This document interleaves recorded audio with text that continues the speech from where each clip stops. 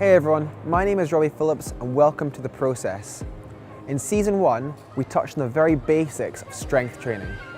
In Season 2, however, we're going to focus on some more advanced strength training exercises. You should know by now that I'm all about the specificity of climbing training.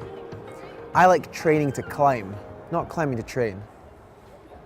Fingerboards and campus boards were designed by climbers to train specifically the strength of the fingers and arms. They are excellent tools for training, but they are just that, tools.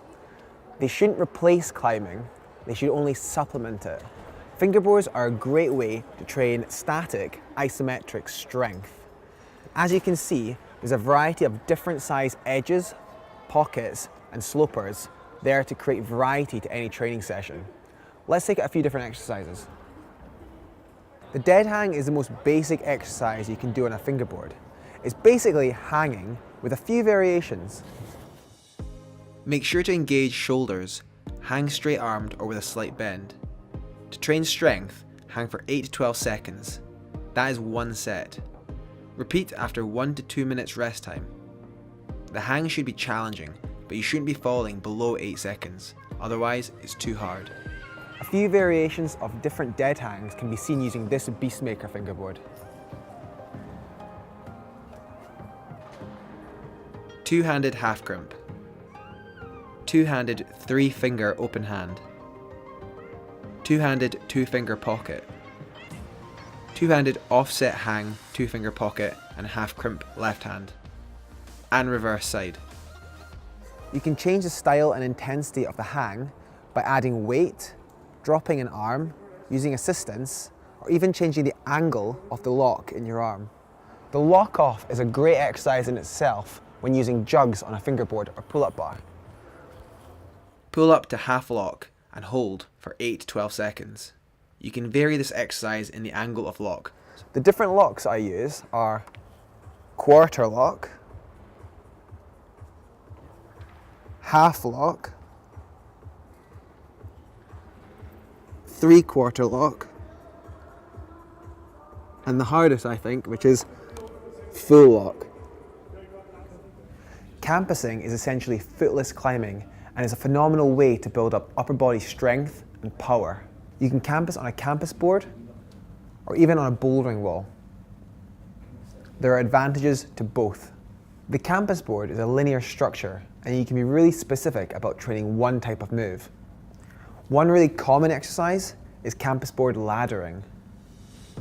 Laddering is just moving upwards on the campus board from rung to rung.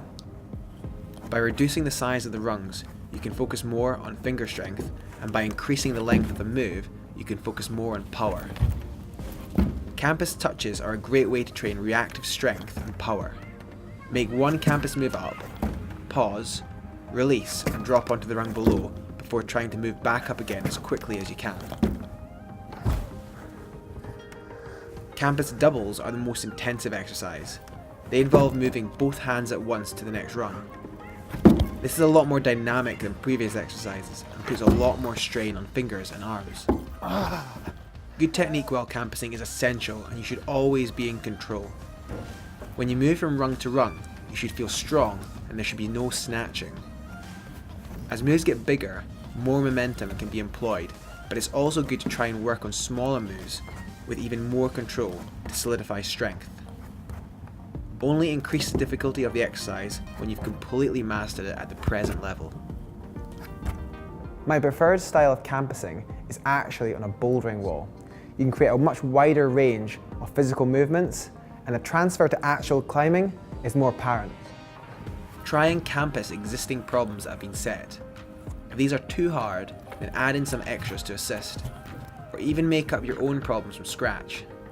Use lots of different holds and create moves that you think you might use again when actually climbing, such as cross-throughs and go-agains. As with any new type of training, it's important to condition yourself first.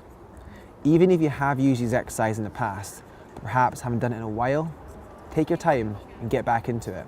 I usually complete a conditioning phase where I progressively build up for 3 weeks and then take a week off and follow a 2-on, 1-off cycle thereafter. As I always say, this training is useless unless you can transfer it to actual climbing performance. I know climbers who can hang one-armed off an edge but can't climb V6. What this shows is they've got raw power but no technique.